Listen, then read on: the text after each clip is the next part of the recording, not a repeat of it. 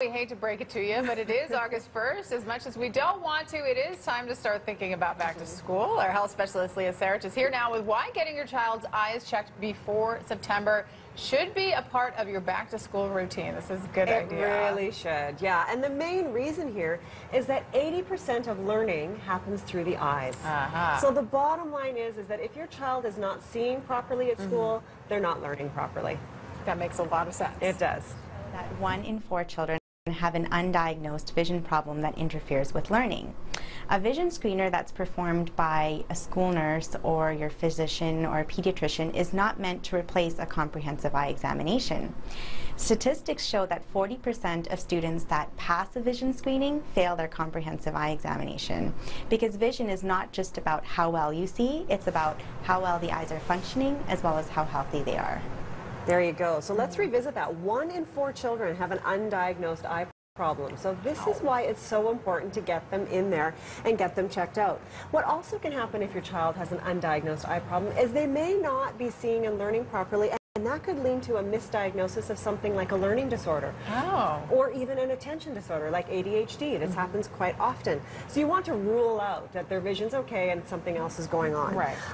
The other thing, of course, that Dr. Sunderji mentioned, they're going to look at things like whether or not your child might have allergies that are affecting their eyes, whether they've got dry eye, conjunctivitis, whether they even have an underlying medical condition that requires further investigation in that eye. Okay, so we're talking about kids here. So does a child's eye exam look a little bit different, particularly in kids who may not be reading yet? Exactly, so it does. So, you know, we go to the eye doctor and we look at the letters on the sheet. So that is not what the kids are going to do, especially if they can't read. They'll use a little sheet just like that one there.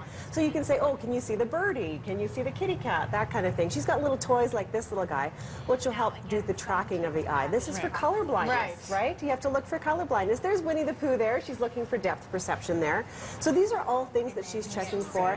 That's depth perception again, whether things are going to pop out or not for your child. They get to wear fun little glasses and things like that. So yeah, it looks very, very different. So she's looking for those vision skills, eye coordination, eye tracking, things like that. And as the years go on, parents should really watch for other various symptoms and then report them back to the optometrist when they go every year. I encourage parents and children to monitor for various symptoms, and those include blurry vision, any type of squinting, headaches, eye strain, fatigue, monitoring for double vision, a strabismus, which is an eye turn, as well as if you're noticing your child is tipping their head or tilting it, or a head turn at various distances, monitoring for excessive blinking, tearing, or watering. These are really important to bring up with your optometrist because we can determine a cause as well as the best treatment option.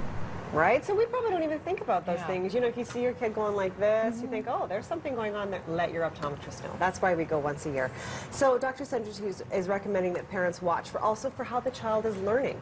So not only for those head tilts and things like that, but if they're skipping words or letters, or if they're reversing letters when they're writing, things like that, all things to bring up with the optometrist, for sure. Okay, I shuddered. I hate to ask this question because I know I'm going to get in trouble here. How old should your child be at their first exam? Okay, well, ideally, the optometrist would love to see your child at 6 months of age, if you can believe it. At 6 months, true story. And then annually after that. But realistically, they would really, really like it, at least if you can get them in there before the school year starts. So that would be great. Okay. And 2 things I have to mention very quickly is that it's free for all children in Alberta to go do this. So there's no excuse. You really just have to go out there and get this done. It is absolutely free.